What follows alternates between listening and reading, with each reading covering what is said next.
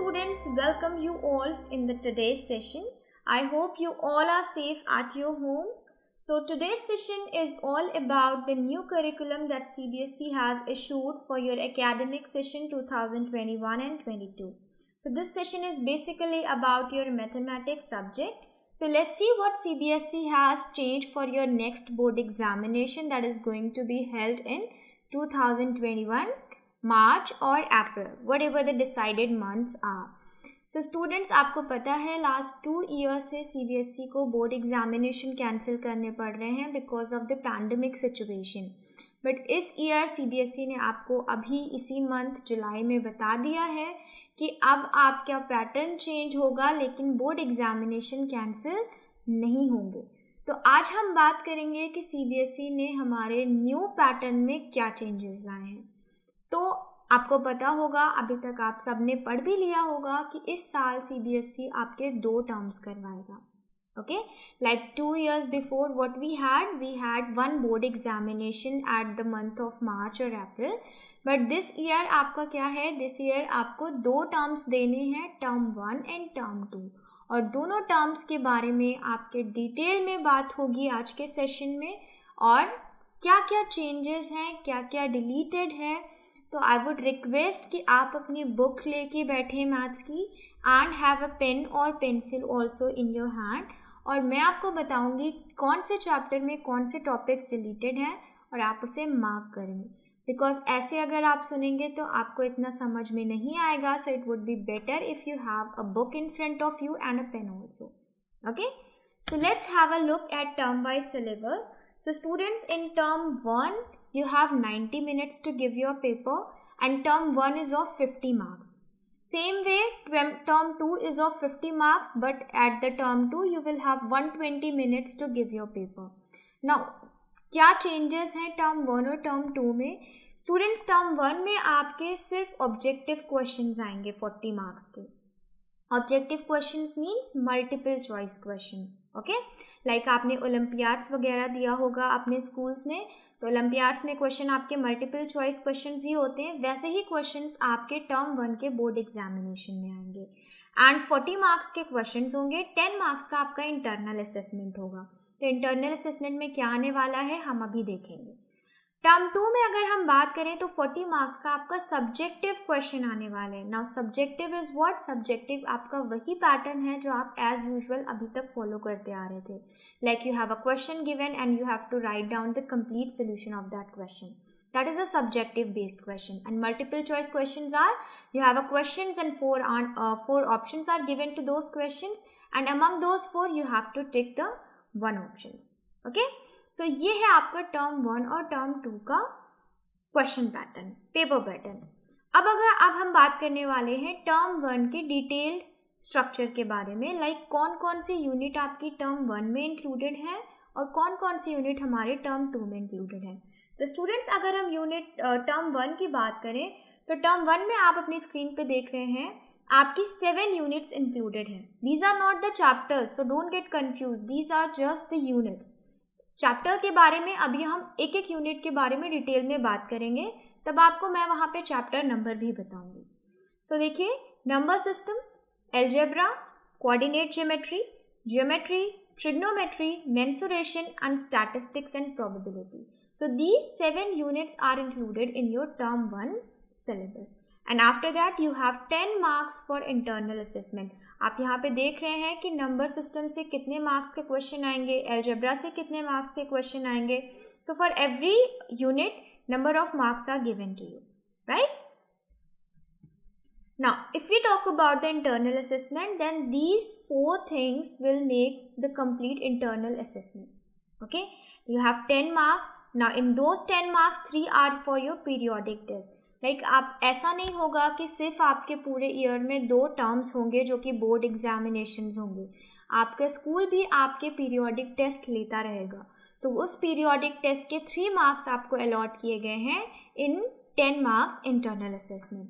इसी तरीके से आपके मल्टीपल असेसमेंट्स के 2 मार्क्स हैं, पोर्टफोलियो के 2 मार्क्स हैं एंड प्रैक्टिकल वर्क के 3 मार्क्स हैं. So all these 4 things will make 10 marks for the internal assessment. Okay, and 40 marks for your objective type questions.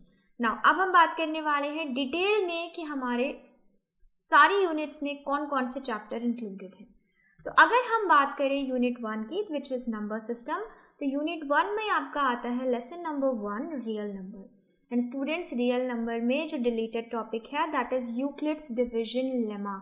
Euclid's division lemma आपका completely deleted है और exercise 1.1 में आपकी Euclid's division lemma ही आती है, तो उसके 2, 4 and 5 questions are deleted, as well as example 2.3 is also deleted. So please mark in your book that these questions and this example are not a part of your current curriculum, because हमें उसी पे focus करना है जो हमारे current curriculum में आ रहा है, ताकि हमारा रिजल्ट अच्छा बने। जो चीज़ इंक्लूडेड नहीं है उस पर हम बिल्कुल भी फोकस नहीं करेंगे। Clear? Now, talking about the next unit, we have algebra, and in algebra, we have 2 lessons included. Now, lesson 2 is polynomials, and lesson 3, pair of linear equations in 2 variables. Talking about the polynomials, student, the deleted portion includes the division algorithm for polynomials. Okay, and based on this topic, we have exercise 2.3, so this is deleted, and after page 33, everything is deleted till our polynomial chapter completes. Here, now talking about the third lesson, in third lesson we have 3 methods to solve linear equations, and among those 3 methods, cross multiplication method is the one which is deleted for your current curriculum. Okay, cross multiplication method के कोई भी questions आपके examination में नहीं आएंगे। Moving further, we have unit geometry, and in geometry lesson 6 triangles are included, and triangle chapter में students आपका कुछ भी delete नहीं किया गया है। That means आपको पूरा का पूरा triangle chapter पढ़ना है। Clear? Next unit we have coordinate geometry. In coordinate geometry we have the lesson name lesson 7 coordinate geometry, and इसमें आपका area of triangle portion deleted है, and इस पोर्शन पे बेस्ड एक्सरसाइज 7.3 भी डिलीटेड है, and page 168 से आगे आपको कुछ भी नहीं पढ़ना है टिल आपका लेसन 7 चल रहा है। Clear? Moving further we have unit trigonometry, and in unit trigonometry we have lesson 8 introduction to trigonometry. इसमें स्टूडेंट्स आपका कॉम्प्लीमेंट्री एंगल्स का टॉपिक डिलीटेड है। ओके, अगर हम बात करें एग्जाम्पल्स की, तो example 9, 10, 11 are deleted, as well as exercise 8.3 is deleted. Clear? Next we have unit mensuration, and in mensuration you have chapter number 12 that is areas related to circles, and this chapter students आपकी जो भी problems area of segment of a circle पे आएंगी वो deleted हैं, but कौन कौन से? Above 90 degree, like 60 degree and 90 degree are included. अगर आपका कोई भी question area of segment of circle पे आता है जिसमें एंगल 90 और 60 है, तो वो तो आपके सिलेबस में इंक्लूडेड है, बट अबव 90 लाइक 120 या 180 ये आपके सिलेबस में इंक्लूडेड नहीं है। तो इस बात का आप ध्यान रखें कि आपको 60 डिग्री एंड 90 डिग्री को पढ़ना है, बट अबव दैट आपको उसे नहीं फोकस करना है। Okay, and next we have for this term 1 last आपकी यूनिट है स्टैटिस्टिक्स एंड प्रोबेबिलिटी, जिसमें आपका लेसन 15 कंप्लीट आ रहा है। प्रोबेबिलिटी में आपका कोई भी टॉपिक डिलीटेड नहीं है। तो ये तो रही स्टूडेंट्स टर्म 1 के सिलेबस की बात। आप इसे नोट कर लें, अपने बुक में मार्क कर लें, ये आपको हेल्प करेगा ये बात में कि आपको कौन कौन से टॉपिक्स पे ज़्यादा फोकस देना है। Okay, Now we will talk about the term 2 syllabus. Term 2 में आपकी 5 units included हैं। अच्छा, one thing I want to tell you here students कि जो भी topics आपके term 1 में आ चुके हैं वो आपके term 2 में नहीं पूछे जाएंगे, because आपके पास duration of time भी कम होगा। तो इस चीज़ को ध्यान में रखते हुए आपका syllabus भी limited रखा गया है। तो जो चीज़ हम term 1 में पढ़ चुके हैं वो हमें term 2 के लिए नहीं पढ़ना है। टॉकिंग अबाउट द फॉर्मूलाज, वो नहीं कहा जा सकता बिकॉज मैथ्स ऐसा सब्जेक्ट है जिसमें आपने कोई चीज़ बहुत पहले या 4th और 5th क्लास में भी पढ़ी होगी, तो उसका कभी भी यूज़ हो सकता है लाइफ टाइम आप जब भी मैथ्स पढ़ रहे हैं। तो हम फॉर्मूले की बात तो नहीं कर सकते, लेकिन जो पर्टिकुलर टॉपिक्स हैं जो टर्म 1 में पूछे जा सके हैं वो डिटेल में आपको टर्म 2 के लिए नहीं पढ़ना है। ओके, तो टर्म 2 में अगर हम देखें स्टूडेंट्स, तो हमें algebra, geometry, trigonometry, mensuration, statistics and probability, ये वही 5 यूनिट्स हैं जो हमने टर्म 1 के लिए भी पढ़ी है, बट यहाँ पे टॉपिक्स क्या होंगे, डिफरेंट होंगे। और मार्क्स की हम बात करें तो मार्क्स 40 ही होंगे, बट यहाँ पे आपके क्वेश्चंस कैसे होंगे, like I told you the paper will be subjective end of 120 minutes, means आपके पास टाइम भी ज़्यादा है क्योंकि पेपर भी आपका लेंदी होगा, correct. And 10 marks of internal assessment are in this term also, ठीक है।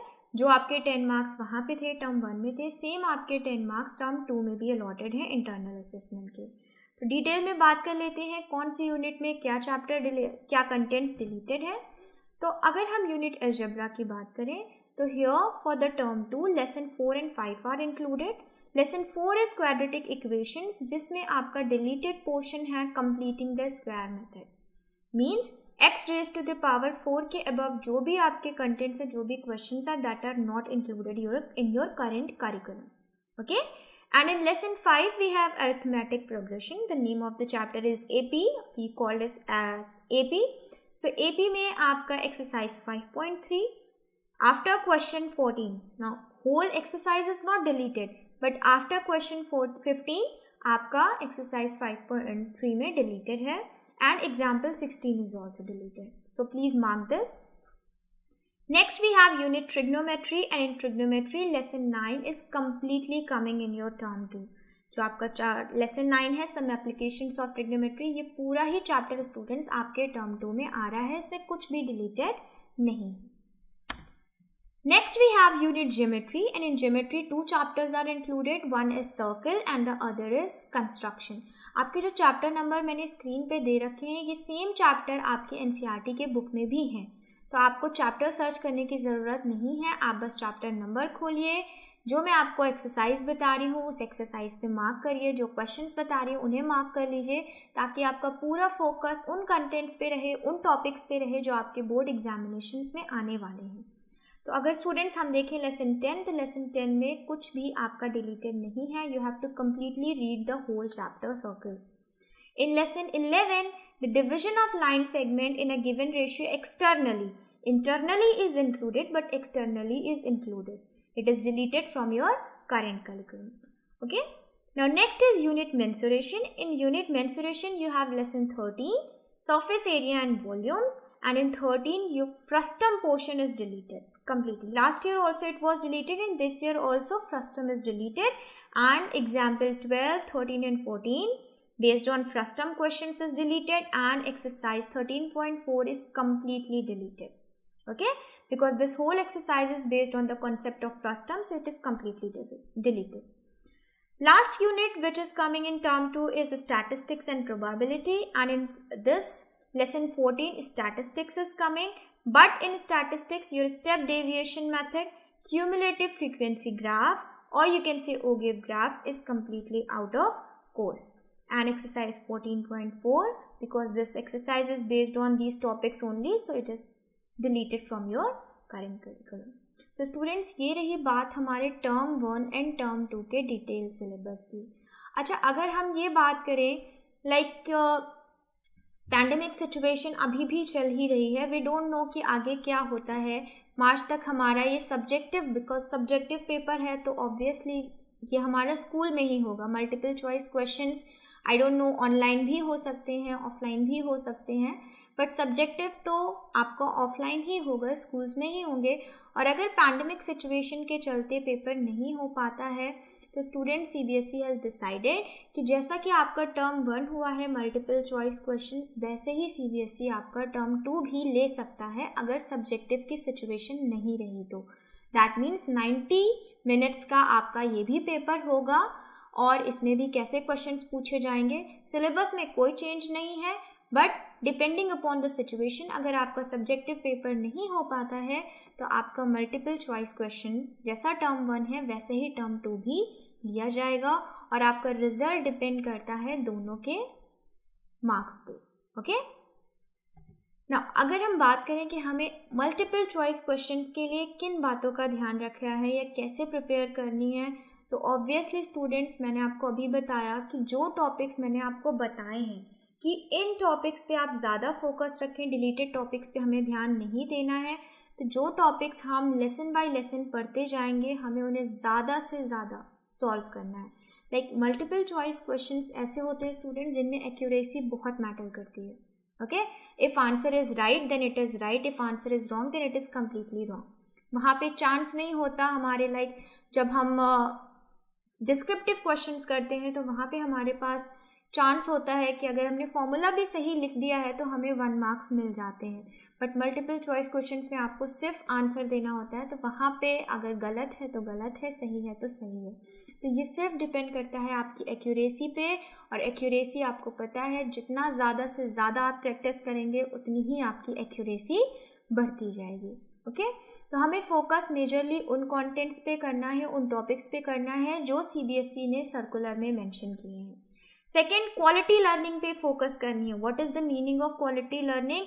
हमें कॉन्सेप्ट्स को अंडरस्टैंड करना है अच्छे से, उन्हें लर्न करना है. जब आपको कॉन्सेप्ट क्लियर होगा तो ऑब्वियसली आपका आंसर या आपका सोल्यूशन कभी भी गलत नहीं होगा. Maths is all about the concepts. Okay, third is practice as many questions. Like I said, जितना ज़्यादा आप प्रैक्टिस कर सकते हैं अलग अलग प्रैक्टिस सेट से, अलग अलग बुक से, आप उतना प्रैक्टिस करिए. Last is apply elimination trick. Now what is this elimination? अभी जब आप क्वाड्रेटिक इक्वेशन सॉल्व करेंगे तो वहाँ पे भी मैंने बताया 3 मेथड से, जिसमें आपका क्रॉस मल्टीप्लिकेशन डिलीटेड है तो वहाँ पे भी एलिमिनेशन मेथड आता है. और मल्टीपल चॉइस क्वेश्चंस को सॉल्व करते टाइम भी हमें एलिमिनेशन ट्रिक की इस्तेमाल करना पड़ता है. Now what is the meaning of this elimination trick? Like suppose आपको क्वेश्चन दिया गया है जहाँ पे आपको वॉल्यूम फाइंड आउट करना है, एंड ऑप्शंस में आपके पास 4 ऑप्शंस हैं, जिसमें हम मान लेते हैं फर्स्ट ऑप्शन आपका है 64 सेंटीमीटर स्क्वायर, नेक्स्ट ऑप्शन है 92 सेंटीमीटर स्क्वायर, थर्ड ऑप्शन है आपके पास 73 centimetre cube, and last option आपका दे दिया गया है none of these. Okay, now अब आपको क्वेश्चन में डायरेक्टली ये पूछा है कि आपको वॉल्यूम फाइंड आउट करना है ना स्टूडेंट्स. यहाँ पे हम एलिमिनेशन, यहाँ हमें क्वेश्चन को सॉल्व करने की ज़रूरत नहीं है. क्यों नहीं ज़रूरत है? अगर हम अपने ऑप्शंस पे ध्यान दें तो आपको पता है वॉल्यूम की यूनिट कभी भी सेंटीमीटर स्क्वायर नहीं हो सकती. This is the unit of area. So हम एलिमिनेशन ट्रिक का इस्तेमाल करके यहाँ पे इन दोनों को पहले ही कट कर सकते हैं. नाउ आपको पता है कि सिर्फ आपका सेंटीमीटर क्यूब ही आंसर हो सकता है, तो ये आपका राइट आंसर हो जाएगा. ओके, तो इस तरीके से मल्टीपल चॉइस क्वेश्चंस को करते समय हमें एलिमिनेशन ट्रिक का इस्तेमाल भी करना है. क्यों करना है? Because students you have just 90 minutes. आपको 90 मिनट्स में अपने पूरे पेपर को कंप्लीट करना है, और मैथ्स में क्वेश्चन आपको सॉल्व करने पड़ते हैं आंसर लाने के लिए. This is definite thing, but आप वहाँ पे अपना कॉमन सेंस भी इस्तेमाल कर सकते हैं कि अगर आपसे क्वेश्चन ने वॉल्यूम पूछा है और यूनिट आपके वॉल्यूम की जगह एरिया है तो ऑब्वियसली वो आंसर नहीं हो सकता. तो इसे हम एलिमिनेशन ट्रिक कहते हैं.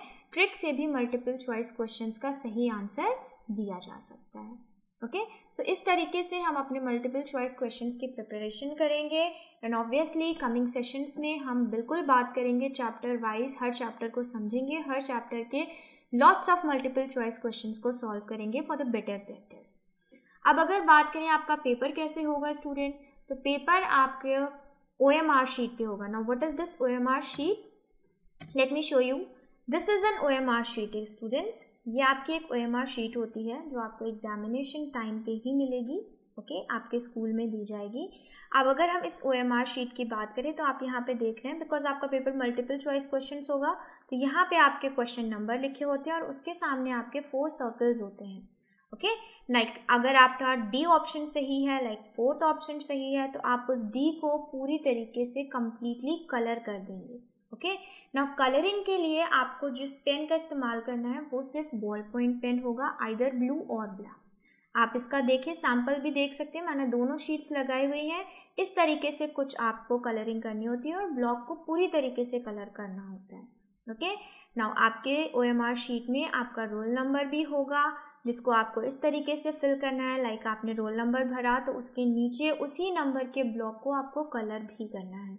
आपको अपनी भी सिग्नेचर करनी है, and what ever which whomsoever will be the invigilator in your room, he or she will also sign in your OMR sheet.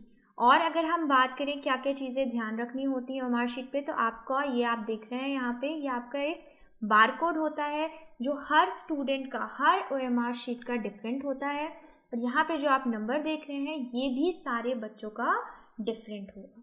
Okay, सो ये हमारी OMR शीट होती है। आपको पता होगा बोर्ड एग्जामिनेशन में सेट्स बनते हैं पेपर के, लाइक फर्स्ट रोल नंबर को A मिला तो सेकेंड रोल नंबर को B मिलता है, same way C, then again we have ABC, like this manner.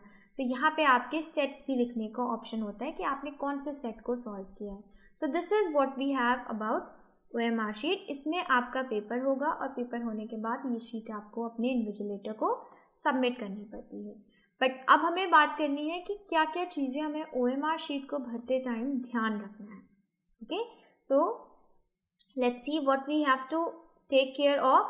So students, here if we see, all the required details must be shaded with respective letters or numbers. सारी details को आपको अच्छे से shade करना है। Like I said, आपको circle को पूरी तरीके से कलर करना है अच्छे से। सारी शीट पे अभी मैंने आपको बताया यूनिक बारकोड होता है। Like every student will have its own sheet, so that sheet will have a unique barcode and a unique number also.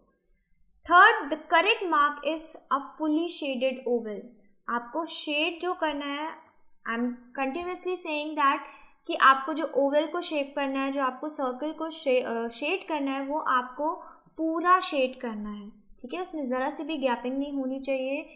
Next, signature should not cross the designated box. Like आपने देखा अभी कि आपके box में signature करनी थी आपकी, जहाँ पे वो आपके बॉक्स से बाहर नहीं होनी चाहिए। एंड हाँ स्टूडेंट्स, आप 2 शेड्स नहीं कर सकते। Like for a particular question, for question 1 आपको लगता है कि अगर आपने गलत ऑप्शन पे टिक कर दिया है तो आपके पास दोबारा सही ऑप्शन पे टिक करने का कोई चांस नहीं होगा। इसीलिए मैं कह रही हूँ जितना ज़्यादा एक्यूरेट होंगे उतना ज़्यादा आपके रिज़ल्ट पे इफ़ेक्ट पड़ेगा, बिकॉज गलती की कोई भी गुंजाइश नहीं है। अगर आपने गलत मार्क कर दिया तो आप उसे सही नहीं कर सकते। Next point we have shading of names and roll numbers must be filled properly. अपना नाम, अपना रोल नंबर बहुत ध्यान से भरिएगा, बिकॉज आप कुछ भी दोबारा ठीक नहीं कर सकते और ना ही आपको दूसरी OMR शीट प्रोवाइड की जाएगी। सो इन सब बातों का आपको एग्जामिनेशन हॉल में बहुत ध्यान रखना है। Next, you cannot use more than one oval for a question. I already told you this. Only ballpoint pens, either blue or black, can be used to fill the OMR sheets. Okay?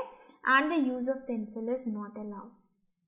Pencil आप बिल्कुल भी use नहीं कर सकते OMR sheet पे। आपको pen ही use करना है, जिसमें आप जेल पेन का इस्तेमाल नहीं कर सकते। आपको बॉल पॉइंट पेन का ही इस्तेमाल करना है। Okay, so students, this was all about the new curriculum that CBSE has decided for your current session that is going on. So I would suggest कि आप अभी से अपनी तैयारी में लग जाएं, बिकॉज आपको नहीं पता टर्म 1 की क्या डेट डिसाइडेड होगी, but most probably I would suggest that term 1 आपको अक्टूबर आई होप हो जाएगा, बिकॉज 6 मंथ्स का गैप या 6 मंथ्स का गैप नहीं भी रहता है। सो वी कांट से, अभी हमारा कुछ भी फाइनल नहीं है कि आपका टर्म 1 की क्या डेट होगी। सो आई वुड सजेस्ट कि आप अभी से अपनी तैयारी को स्टार्ट कर दें। जितना हो सकता है अपने आप से प्रैक्टिस करें, और मैथ्स ऐसा सब्जेक्ट है जिसके लिए आपको कॉपी पेन लेके बैठना ही है। ठीक है, मैथ्स कभी भी रीड नहीं की जा सकती। Never read mathematics.